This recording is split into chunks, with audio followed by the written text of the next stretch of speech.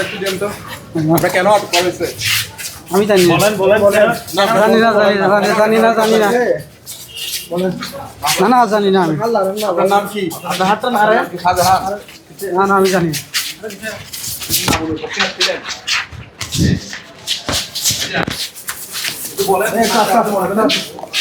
কথা বলেন না ভাই, আপনার দেখা যাচ্ছে কথা বলতেছে না। আচ্ছা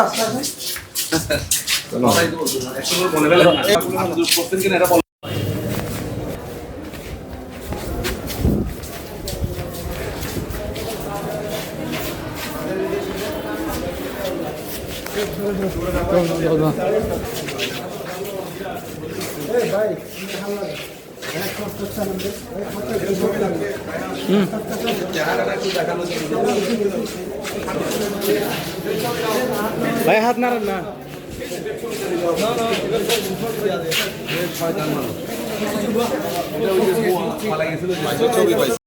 ঘটনাটা হচ্ছে যে 2022 সালে ভারুয়া কালীপাড়া চৌধুরীপাড়া মুফাসসাল নামক একজন ব্যক্তির বসতভিটা, এই একজন আলতাস নামক ব্যক্তি ওই একই এলাকার, উনি একজন টুকাই শ্রেণীর মানুষ।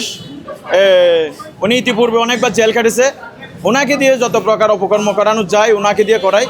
ওনার বিদেশি টাকা আছে, হোটেল সম্পত্তির হোটেল টাকার মালিক। ওরা 4 ভাই বিদেশ থাকে।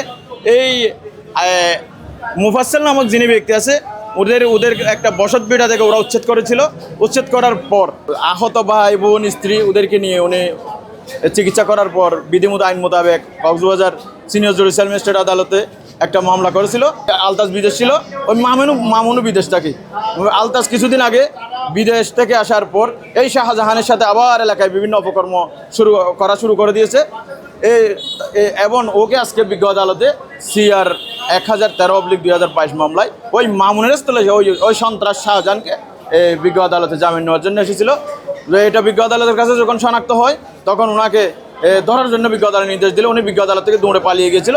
আবার পুলিশকে নির্দেশ দিলে পুলিশ দৌড়ে গিয়ে ওকে গ্রেপ্তার করে বিজ্ঞ আদালতের কাছে সুপর্দ করে। বর্তমানে এই ভুয়া আসামি শাহজাহান উনি বিজ্ঞ আদালতের হেফাজত আছে। সমুদ্রের গর্জনে ভিন্ন স্বাদের সামুদ্রিক খাবারের ভরপুর আয়োজন উপভোগ করতে আজই চলে আসুন প্যাসিফিক বিচ লাউঞ্জ ক্যাফে কক্সবাজারে।